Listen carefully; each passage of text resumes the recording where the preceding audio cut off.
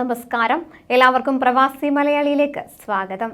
പ്രവാസികളെ സംബന്ധിച്ച് സന്തോഷത്തിന്റെ കൊടുമുടിയിലെത്തിക്കുന്ന വാർത്തയാണിത്.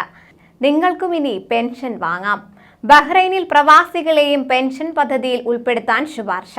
പ്രവാസികളെയും പെൻഷൻ പദ്ധതിയിൽ ഉൾപ്പെടുത്തുന്നതിനുള്ള നിർദ്ദേശം അഹമ്മദ് അൽ അൻസാരി അധ്യക്ഷനായ പാർലമെന്റിന്റെ സർവീസ് കമ്മിറ്റിയാണ് മുന്നോട്ട് വെച്ചത്. ഇക്കാര്യം സർക്കാരിന്റെ പരിഗണനയിലാണെന്ന് സോഷ്യൽ ഇൻഷുറൻസ് ഓർഗനൈസേഷൻ അധികൃതർ വെളിപ്പെടുത്തിയിട്ടുണ്ട്.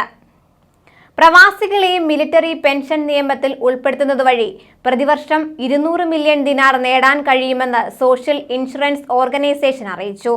പെൻഷൻ ഫണ്ടിൽ മതിയായ നിക്ഷേപം ഉറപ്പുവരുത്തുന്നതിന് പ്രവാസികളെയും പദ്ധതിയിൽ ഉൾപ്പെടുത്തണമെന്ന് എംപിമാരും ആവശ്യപ്പെട്ടിരുന്നു.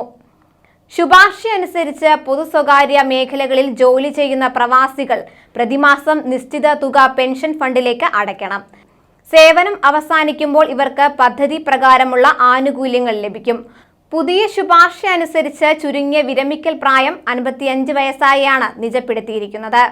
തൊട്ടു മുൻപുള്ള 5 വർഷത്തെ ശരാശരി ശമ്പളം അടിസ്ഥാനമാക്കിയായിരിക്കും പെൻഷൻ കണക്കാക്കുക.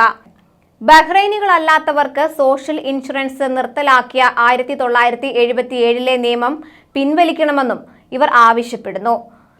അതുവരെ സ്വകാര്യ മേഖലയിലെ എല്ലാ തൊഴിലാളികളും പെൻഷൻ ഫണ്ടിന്റെ പരിധിയിൽ വന്നിരുന്നു. കൂടുതൽ വാർത്തകൾക്കായി ഈ ചാനൽ സബ്സ്ക്രൈബ് ചെയ്യുക.